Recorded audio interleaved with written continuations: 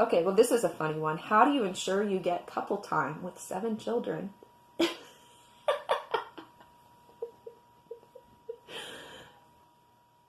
When your wife makes you do a video on her phone and asking questions.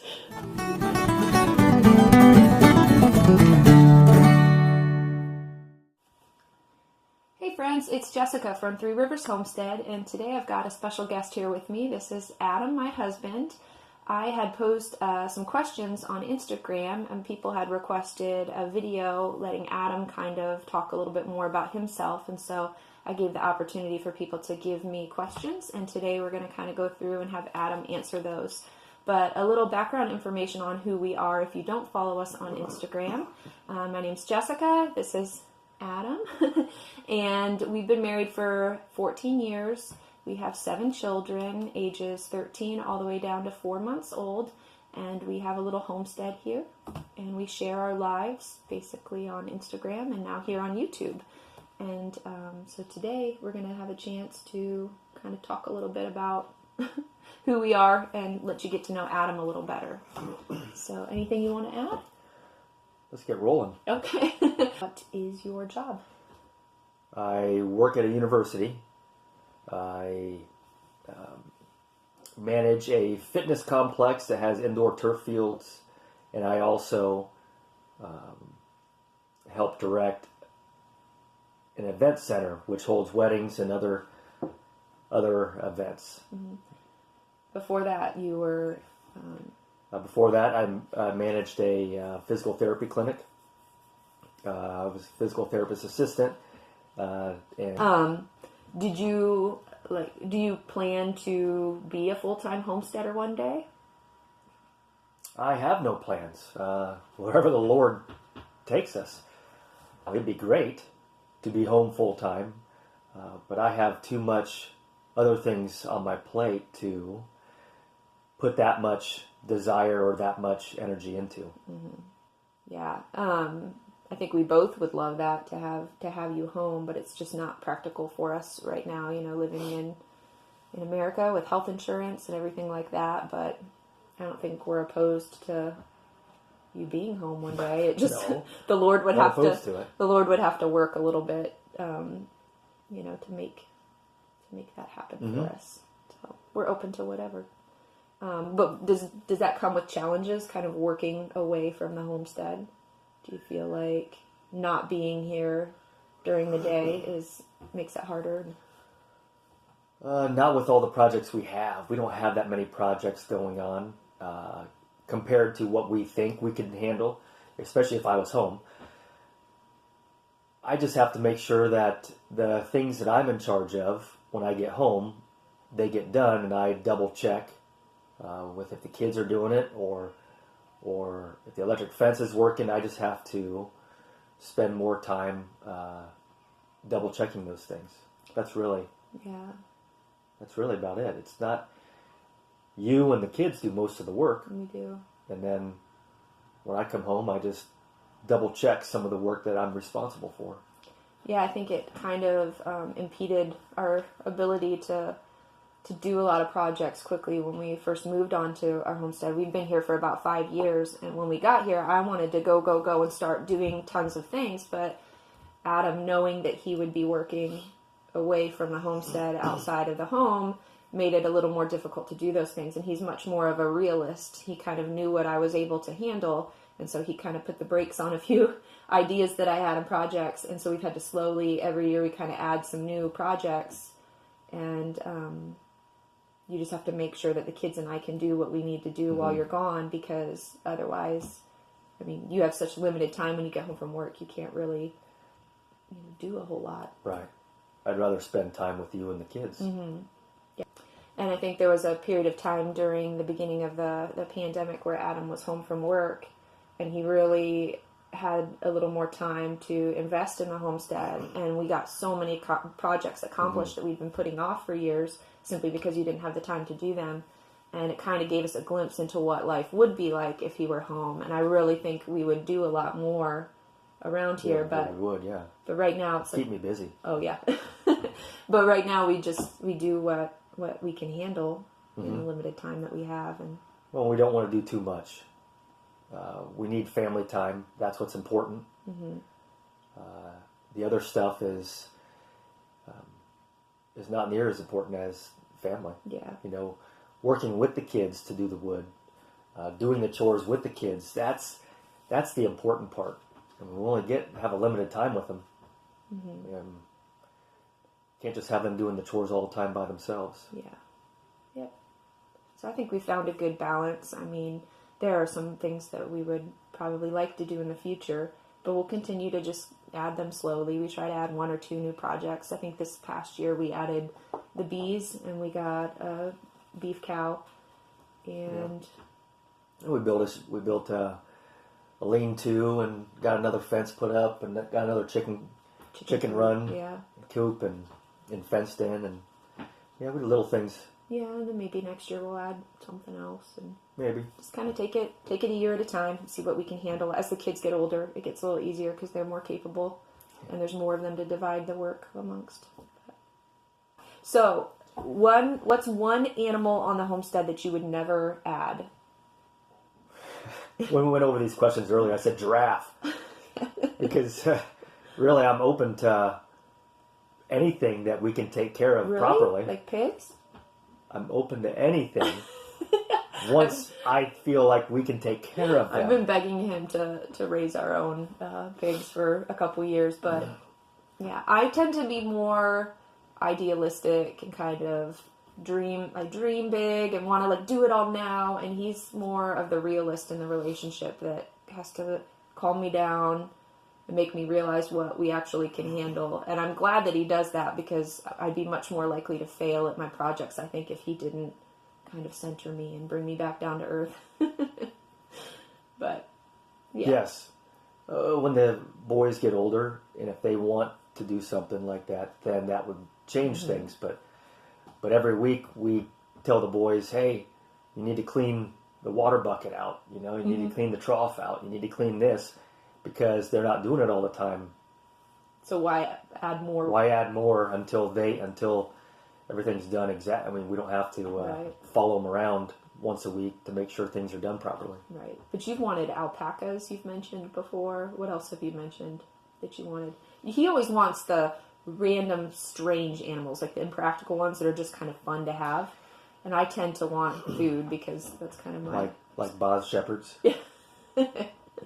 Yeah. So, all right. Well, this is a good question. Why do we homestead? Why do you think you chose this? Well, even when we lived in a neighborhood and we talked about moving out, I never looked at it as homesteading. I looked at it as, I don't like saying the word, but prepping. I like to be prepared for a lot of different scenarios. But to have animals, have eggs, have a garden, have other options, on the property, and to know that if something happens with losing a job, or the economy goes down, or anything like that, that we can sustain what we have with our animals and our children, and we can survive. So really, when it came down to that, I didn't look at it as homesteading. I looked at it as living out in the country and being able to take care of ourselves. Yeah, I think that that's an important distinction between our motivations. I think we both wanted to move to a homestead and kind of live this lifestyle for a really long time, but our motivations for getting here were very different. Like you said, he was thinking more of the prepping mindset, probably because he feels like that's his role as the father and the protector of the family. He just wants to make sure that he can take care of us in whatever situations pop up.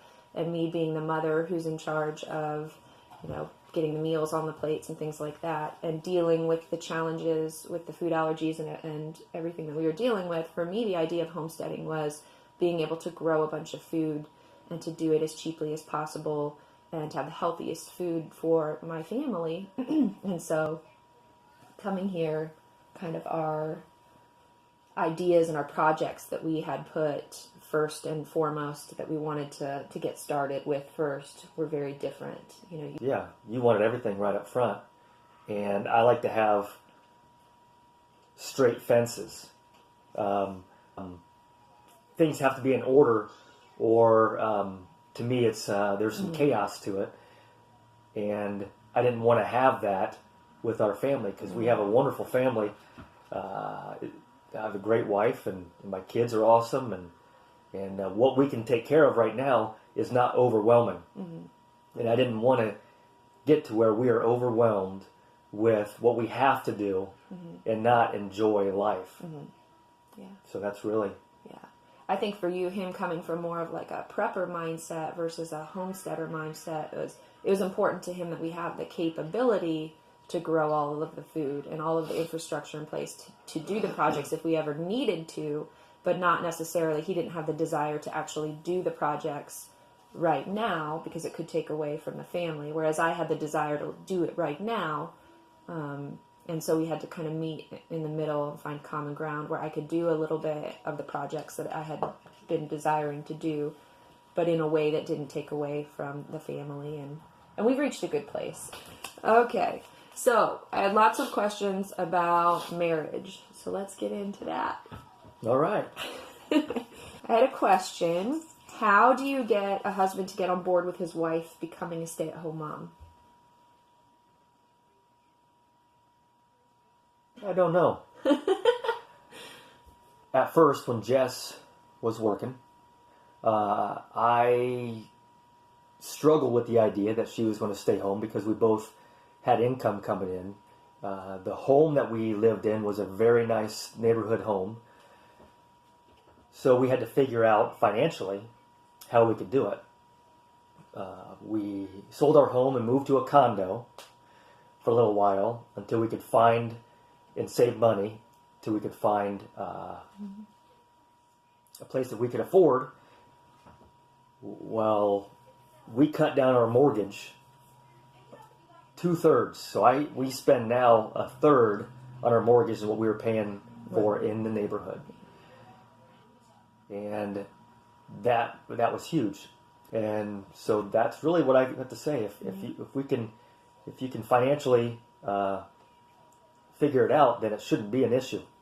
Sorry, hubbies out there, but for us, it wasn't an issue once we financially could figure it out. Yeah, and it did take some sacrifice on both of our parts to make it happen. Well, I knew when we got married that I wanted to be a stay-at-home mom, but we had already committed to this mortgage and this house that he talked about. And then on top of it, I was having health issues that required us to purchase a medication. It was like $800 a month for this medicine that insurance wouldn't cover for my Crohn's disease.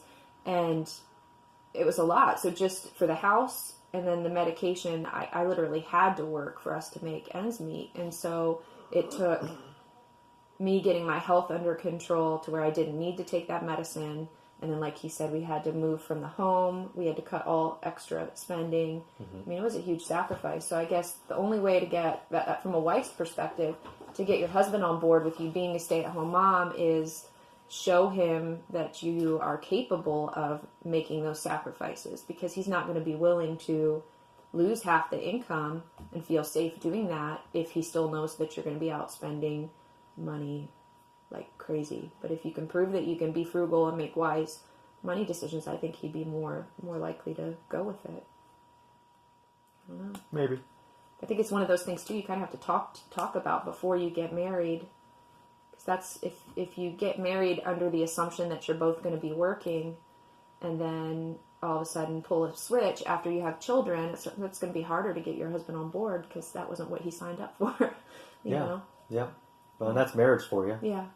You know, a lot of things we didn't sign up for, but things happen, and you know, it took us maybe a year and a half. Once she came home crying every day for a while. I just wanted to be with my babies. It took us probably a year and a half, maybe even 2 years, before we could figure it out. So there's no rush on life. We just need to have everybody on board, or there's going to be resentment. And so maybe there's part-time work, maybe there's other things, but there'll be resentment if you move too fast on anything. When we first moved here,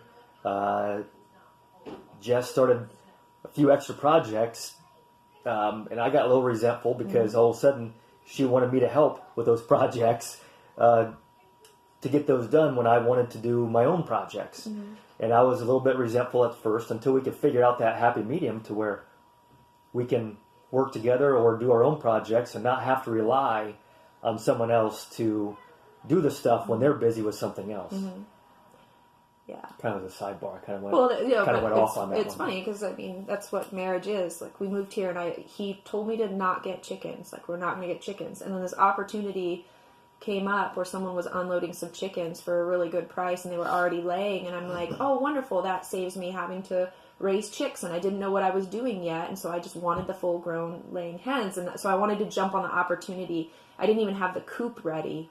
And I brought the chickens home and had to hurry up and get the coop ready. And it's so anti his personality. He wants to have everything in place first before anything is done. And so I just sprung these chickens on him. And then it spiraled to where then I'm doing meat birds before he's ready. And I'm getting resentful. Like, why isn't he helping me butcher the meat birds? Well, he didn't want me to do it in the first place. So, it just, yeah. It causes resentment if you're not both on the same page. You need to have each other's approval before you. If you go too fast, and the other spouse is not ready to do anything, it could be anything from the homesteading to anything. If you go too fast in one of your projects and you want them to help you, it's not going to work. Yeah, not going to work very well. Yeah. Okay, well, this is a funny one. How do you ensure you get couple time with 7 children?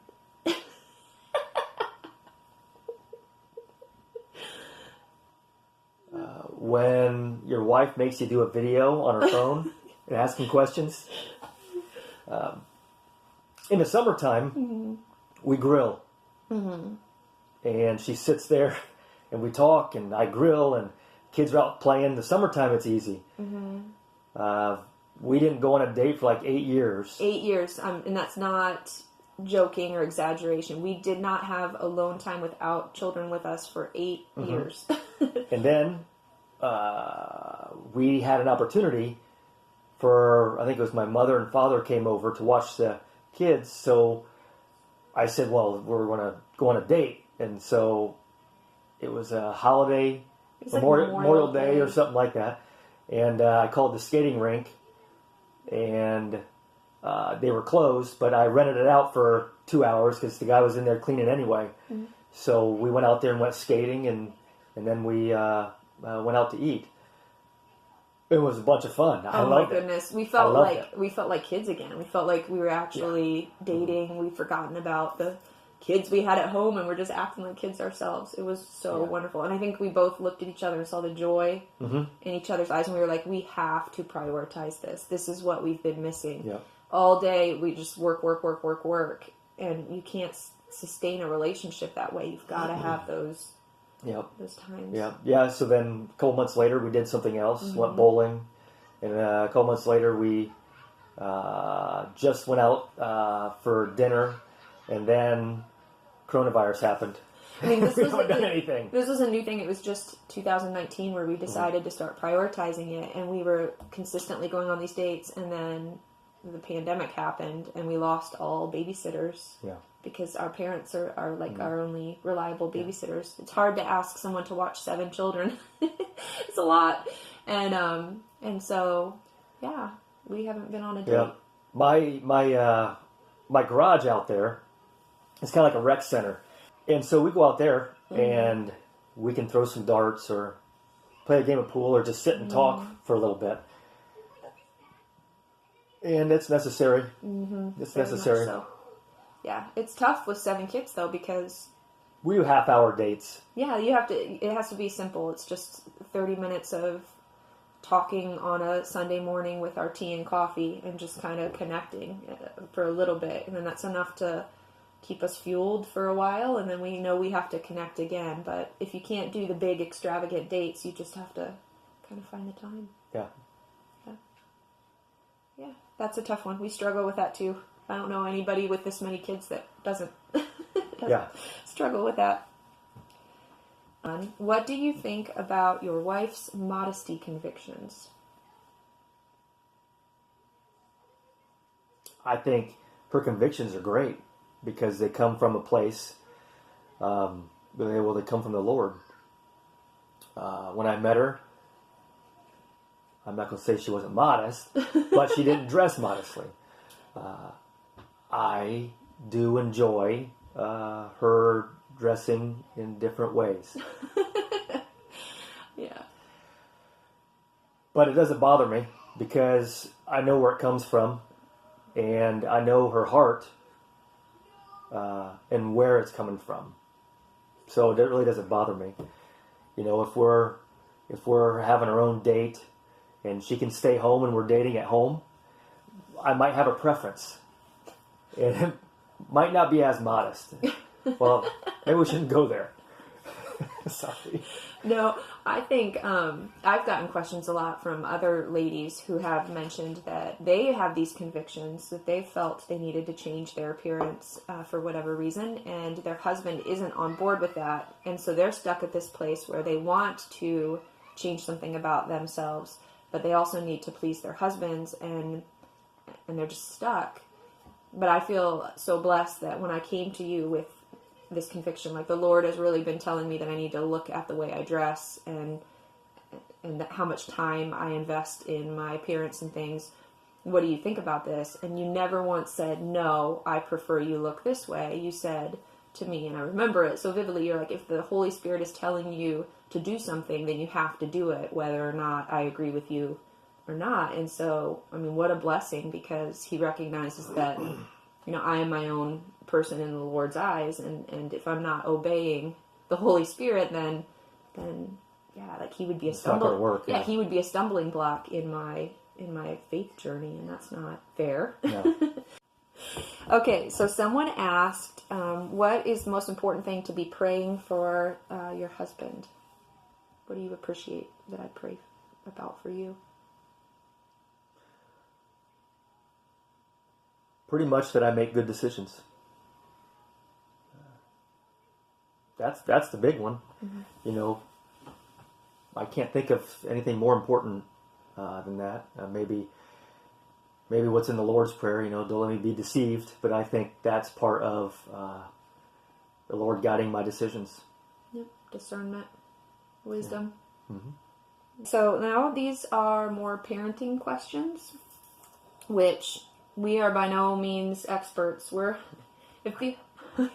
Okay, he might be, but we're still figuring this out. You know, our oldest is only 13, so even the teenage years are new territory for us. We feel like we've got a good handle on the little ones. Maybe, I don't know. They're all different, so we'll just share what's worked for us and not pretend to be experts. How's that work? Okay. What are the top 3 ways to raise kids to know and follow Jesus? Top 3 ways. It's 3 pieces of advice. Yes, well, we have what we call Bible time. I think that is important to read the Word with your kids. Mm-hmm. And then to explain that Word, even though 4 years from now that explanation might be different, because you might have different, a change of heart or different understanding of the Word, doesn't really matter. You have to live biblically. You know, one thing that I say all the time is that I will not make a commitment unless I can back it up.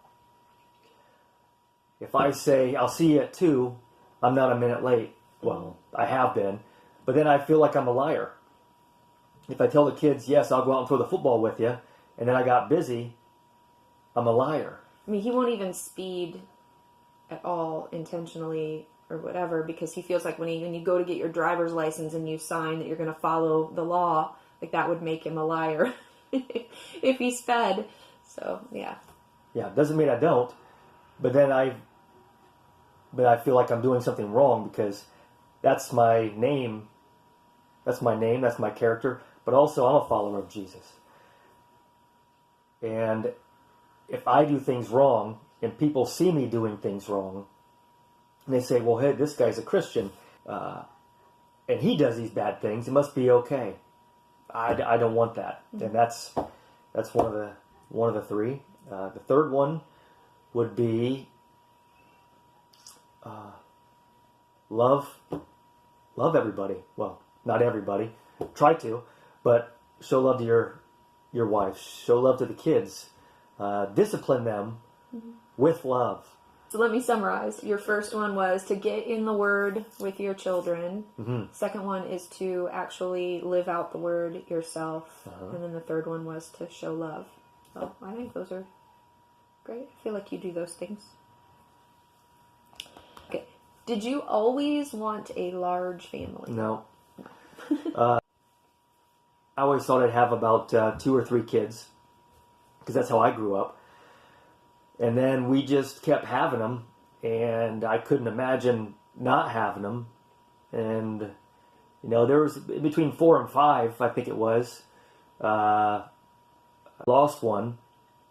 And ever since then, I try not to have any emotion while she's pregnant, because it hurt so bad when we lost it that I didn't want to have that feeling again. So when she gets pregnant, I do a lot of praying, and I try not to think about it until it comes out with all the hands and fingers, and it's healthy, and she's healthy. And then I start to put that emotion into that child, because it hurt so bad when we lost one. Yeah. And I'm good at being able to shove that emotion way down and not feel when I don't want to get hurt. It's kind of frustrating as the wife when you're so excited about it because you feel the baby growing and you want him to be as excited as you are. But I do understand why he is the way he is, because if I could have that protective mechanism, I probably would feel the same way. It's just harder to do when you're growing the baby. But yeah, you can see him visibly give a big sigh of relief the first time he holds the baby and he knows that the baby's okay, and I'm sitting there and the baby's born and we're all okay. It's just like, oh, okay. And then the love starts to well up in him. And yeah. That 8 to 9 months of holding it down all comes out then. Yeah. But I don't think either of us planned for a big family. I don't think I wanted this many kids when we got married. I thought maybe 3 or 4. 4, I think. I remember you. 4 the most, because I came from a family of 4. We all kind of think, oh, well, and you wanted 3 because you came from a family of 3. So we just sort of thought that that's where we would end up. And we both said we didn't want to be old parents either. I'm not old. And now we're old parents. But yeah, each one would come. We love them so much that we're like, well, why not? What's another one? And I don't think it's either that we actively try for more. It's just, if it happens, we're happy to have more. If it doesn't happen and we have 7, we'd be happy. Yeah. People ask all the time, are you done? After you have a child, are you done? Are you done? I'm like, I don't know. Maybe, I don't know. Whatever happens. Yeah. What are your hopes for your children? My hopes for my children when they grow up? Mm-hmm. One, if they crave the Lord. Second of all, they live biblically. I do pray for protection over them, obviously. I want them to be safe physically, emotionally, and spiritually. Their happiness comes from the Lord. It doesn't come from the bank account. So that's really it. If some can have kids, if all of them can, all that stuff doesn't matter when you can be happy spiritually, emotionally, and physically feel good also. Mm-hmm. So that's my hopes. I think a lot of people wonder if we hope that our children will live the same life as us, and by that I mean homesteading, homeschooling, having a lot of kids, and we talk about this, and I don't think that that's even a concern for us. It's not a priority that they live exactly like us. Yeah, they don't have to. No. We just want them to love the Lord. Stay on that path. Yep. Can't remember.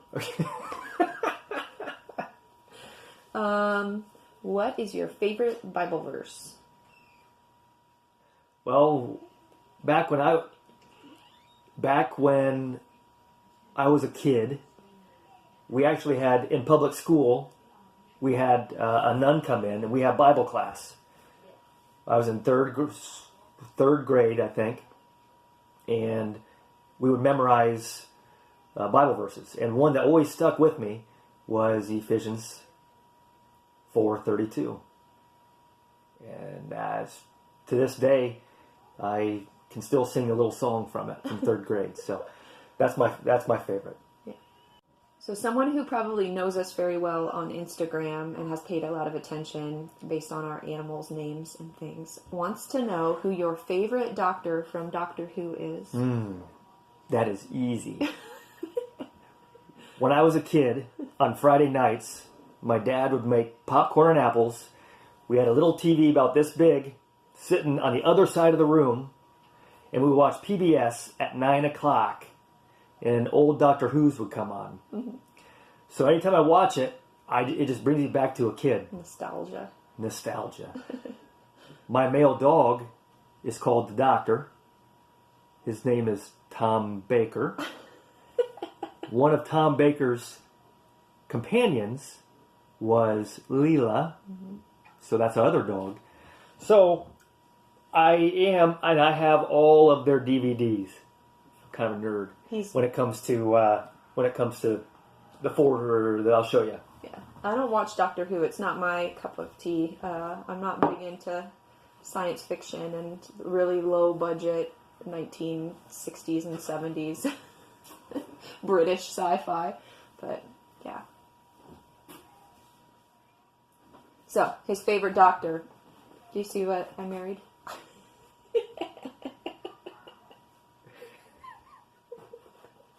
You're such a dork.